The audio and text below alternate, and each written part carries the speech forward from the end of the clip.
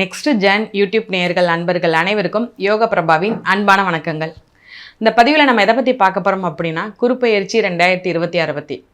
அதாவது நவ கிரகங்கள்லேயும் சுபத்தன்மை பெற்ற ஒரே கிரகம் யார் அப்படின்னா முழு இயற்கை சுபராக இருக்கக்கூடிய கிரகம் குரு பகவான் தான். குரு பார்த்தால் கோடி நன்மைன்னு சொல்லி இயல்பாகவே சொல்ல கேட்டிருக்கோம். அதாவது அவருடைய பார்வை எந்த இடத்துலேருந்து அவர் 3 பார்வையாக பார்க்குறாரு, அந்த பார்வையோட பலன் பார்த்திங்கன்னா ஒவ்வொரு ராசியின் அடிப்படையில் ஒரு மிகப்பெரிய வாழ்க்கை மாற்றத்தை அந்த குருப்பெயர்ச்சி தரப்போகிறார். என்னைக்கு குருப்பெயர்ச்சி ஆகுது அப்படின்னு பார்த்தோம்னா வைகாசி 18ஆம் தேதி, அதாவது ஜூன் மாதம் 2ஆம் தேதி 2026 குரு பகவான் புனர்பூசம் 3ஆம் பாதத்திலிருந்து மிதுன ராசியிலிருந்து புனர்பூசம் 4ஆம் பாதமான கடகராசிக்கு பயிற்சி ஆகிறார். இவர் பயிற்சி ஆகும்போது எந்த மாதிரியான இடத்த பார்க்குறாரு, என்ன மாதிரியான ஒரு வருமானத்தையும் எந்த மாதிரியான ஒரு குடும்பத்தில் உள்ள மாற்றத்தையும் கொடுக்குறாரு.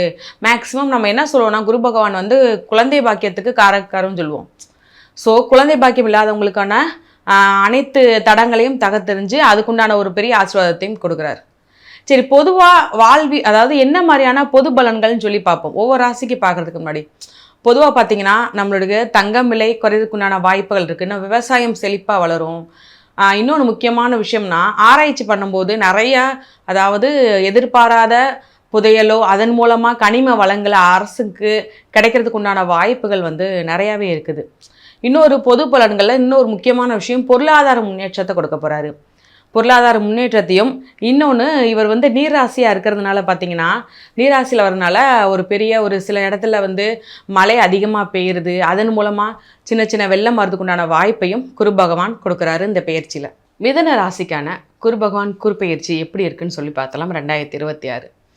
அதாவது மிதுன ராசிக்கு பார்த்தீங்கன்னா பேசிக்காகவே ஒரு நுண்ணறிவோடு அறிவாற்றலோடு செய்யக்கூடிய ஆள் தான் நீங்கள். எந்த ஒரு விஷயத்தையும் தெளிவாக யோசித்து உங்களுடைய வேலையாக இருக்கட்டும், உங்களுடைய தொழிலாக இருக்கட்டும், படிப்புங்க சொல்லி ஒவ்வொரு விஷயத்தையும் யோசித்து பண்ணுவீங்க. ஓய்வில்லாமல் ஏதாவது ஒன்று வேலை பார்த்துக்கிட்டே இருக்குன்னு சொல்லி ஓடக்கூடிய ஒரு பர்சன் நீங்கள். மேக்ஸிமம் உங்களுடைய அறிவாற்றலை யோசித்து அதை வச்சு தான் உங்களுடைய வேலையே இருக்கும். அப்படிப்பட்ட உங்களுக்கு இந்த குருப்பெயர்ச்சி காலம் எப்படி இருக்குன்னு சொல்லி பார்த்துடலாம். உங்களுக்கு குரு பகவான் 2ஆம் வீட்டில் இருந்து 6ஆம் வீடு, 8ஆம் வீடு, 10ஆம் வீட்டை பார்க்குறாரு. முதல்ல இவர் என்ன மாதிரியான பலன்களை கொடுக்குறாரு, பார்க்குற பார்வைக்கு என்ன மாதிரியான பலன்கள் கொடுக்குறாருன்னு சொல்லி பார்த்தா 6ஆம் வீடை நம்ம எதை சொல்லுவோம், நோய் எதிரி கடன் சொல்லுவோம். இந்த நோய் எதிரி கடன் 3மே பார்த்திங்கன்னா ரொம்பவே முக்கியமானது. இதில் ஏதாவது ஒரு பாதிப்பு இருந்தாலுமே நம்மளால் முடியாது. அப்படி இருக்கிற ஒரு விஷயத்தில் 3மே உங்களுக்கு நல்லா இருக்குது. எந்த உடல்நிலை குறைவு இருந்தாலும் சரி, இதற்கு முன்னாடி ஏதாவது ஒரு ஆப்ரேஷன் பண்ணுற மாதிரி சுச்சுவேஷன் இருந்தாலுமேவும் இந்த காலகட்டத்தில் குருபெயர்ச்சி காலகட்டத்தில் உங்களுக்கு இல்லை மாத்திரை மூலமாகவே சரியாகிறோம், இல்லை ஒரு அலோபதி மூலமாக, இல்லை ஒரு எந்த ஒரு உடற்பயிற்சியும் பண்ணாலே இது சரியாகிற மாதிரியான நிறைய விஷயங்களை கொண்டு கொடுக்க போகிறாங்க. இதில் முக்கியமானது அடுத்து கடன். அதாவது எது நம்மளுக்கு இன்றியாமதோ இப்போ கடன் வாங்குறது ரொம்ப முக்கியமான விஷயமா போயிடுச்சு. கடன் இல்லாத மனசனே இல்லைங்கிற மாதிரி ஆகிப்போச்சு. இப்படி கடன் வாங்கிட்டு எப்படி அடைக்கக்கூடிய சூழ்நிலை இல்லாமல் இருக்கேன்னு சொல்லி நீங்கள் நிறைய ஃபீல் பண்ணியிருப்பீங்க. ஏன்னா கடன் நிறைய வாங்கி வச்சுருப்பீங்க.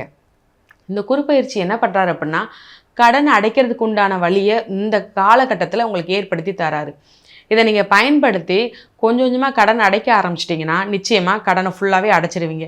மறுபடியும் கடன் வாங்குறதுக்கு உண்டான ஒரு மைண்டே உங்களுக்கு தோணவே தோணாது. 2வது பார்த்திங்கன்னா எதிரி.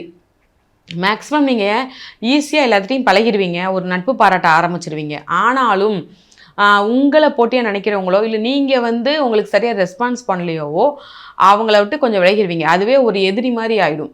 ஒரு பேச்சுவார்த்தை இல்லாத நீ பெரியவனா நான் பெரியவனான்னு ஒரு போட்டியிலே இருக்கும். இந்த காலகட்டம் எதிரியாக இருக்கிறவங்க கூட நட்பு பாராட்டுறதுக்கு உண்டான வாய்ப்பு குருப்பெயர்ச்சி காலத்தில் இருக்குது. ஸோ உங்களுக்கு நட்பு வட்டாரமும் அதிகமாக இருக்கும்.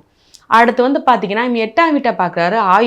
ஆயுள் கூடும். உடல்நிலை பிரச்சனை தான் ஏற்கனவே பார்த்த மாதிரி 6ஆம் வீட்டை பார்த்த மாதிரி 8ஆம் வீட்லேயும் உடல்நிலை சம்மந்தப்பட்ட பிரச்சனைகள் அனைத்துமே தீரும். பெண்களால் இருக்கிற ப்ராப்ளம்லாம் சரியாகும். ஆணாக இருந்தாலும் சரி, பெண்ணாக இருந்தாலும் சரி, இதற்கு முன்பு காலகட்டத்தில் பெண்களால் நிறைய அவமானமும் பெண்களால் நிறைய சண்டை சச்சரவுலாம் வந்திருக்கும்.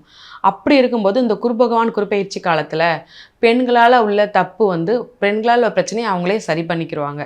உங்ககிட்ட சொல்லுவாங்க, ஆமாம் என் மேலே தான் மிஸ்டேக், நான் தான் தப்புன்னு சொல்லி உங்ககிட்டே சொல்கிறதுக்குண்டான வாய்ப்பு நிச்சயமாக இருக்குது. கண்டிப்பாக உங்களுடைய மேல் உள்ள பழி உங்களை விட்டு அகன்றும். 2வது பார்த்திங்கன்னா ஒரு என்ன சொல்லலாம்னா ஒரு பண விஷயத்தில் பொருளாதாரத்தில் ஒரு முன்னேற்றம் இருக்க போகுது. ஏன்னா 10ல் வந்து பார்த்தீங்கன்னா உங்களுக்கு விவசாயம் நல்லா இருக்குது, விவசாயம் பண்ணுறவங்களுக்கும் சரி, தொழில் பண்ணுறவங்களுக்கும் சரி, எந்த விதத்துலேயும் வருமானம் குறைவு இல்லாமல் வருமானம் அதிகமாக உண்டாகிறதுக்கு உண்டான வாய்ப்புகள் வந்து பயங்கரமாக இருக்குது. இது நீங்கள் ஃபாரின் போகிறதுக்கு உண்டான வாய்ப்பு, அதன் மூலமாக ஏற்கனவே நீங்கள் போயிட்டு வந்தாலும் சரி பழையபடி போகிறதுக்கு உண்டான வாய்ப்புன்னு சொல்லி நிறையா இருக்குது. பூர்வ புண்ணியத்தில் உங்களுக்கு இருக்கிறதுனால குலதெய்வத்தோட அருள் பரிபூர்ணமாக இருக்குது. பூர்வ புண்ணியத்துலேருந்து சொத்து உங்களுக்கு வரப்போகுது. நீங்கள் எதிர்பார்த்த ஒரு பண வரவு எப்போவுமே உங்களுக்கு இருக்கும். கணவன் மனைவி ஒரு ஒற்றுமை அதிகரிக்கும். குழந்தைகளுக்கு உண்டான ஒரு ஒரு நல்ல பாதையை படிப்பை நீங்கள் தேர்ந்தெடுப்பீங்க. ஓகே, அவர் இருக்கிற இடத்துல கொஞ்சம் எச்சரிக்கையாக இருக்கணும் இல்லையா? அவர் எந்த இடத்துல இருக்கிறார் அப்படின்னா உங்களுக்கு 2ஆம் வீட்டில் இருக்கிறார். 2ஆம் வீட்டில் இருந்து தான் 3 பார்வையாக 6, 8, 10 பார்க்குறார். 2ஆம் வீடு வந்து பார்த்திங்கன்னா தனலாபம், குடும்பம், அந்த விஷயத்தில் மட்டும் கொஞ்சம் குடும்பத்துக்குள்ளே சின்ன சின்ன சண்டை சச்சரவு தான் இருக்கும். அம்மா அப்பா குழந்தைகளுக்கு மத்தியில் சின்ன சின்ன சண்டை சச்சரவு. இவங்களுக்கு வந்து ஒரு பிரயாணம் போய்க்கிருக்காங்க அப்படின்னா அதில் கொஞ்சம் கவனமாக இருக்கணும். வண்டி வாகனத்தில் கவனமாக இருக்கணும். ஏதாவது ஒரு பேசி அதன் மூலமாக ஒரு வாக்கு கொடுத்து இந்த வாக்கை காப்பாற்ற முடியல அப்படிங்கிற ஒரு சுச்சுவேஷன் வரதுக்குண்டான வாய்ப்பு இருக்குது. இதில் நீங்கள் கொஞ்சம் எச்சரிக்கையாக போகுது. நீங்கள் என்ன வழிபாடு செய்யணும் அப்படின்னு பார்த்தீங்கன்னா விஷ்ணு பகவான் வழிபாடு, துளசி மாலை சாற்றி விஷ்ணு பகவான் வழிபாடு பண்ணுங்கள். உணவு இல்லாதவர்களுக்கு அன்னதானம் பண்ணுங்கள். அதன் மூலமாக அந்த பாதிப்புகள் குறைந்து கடவுளின் ஆசீர்வாதம் உங்களுக்கு பரிபூர்ணமாக இருக்கும்.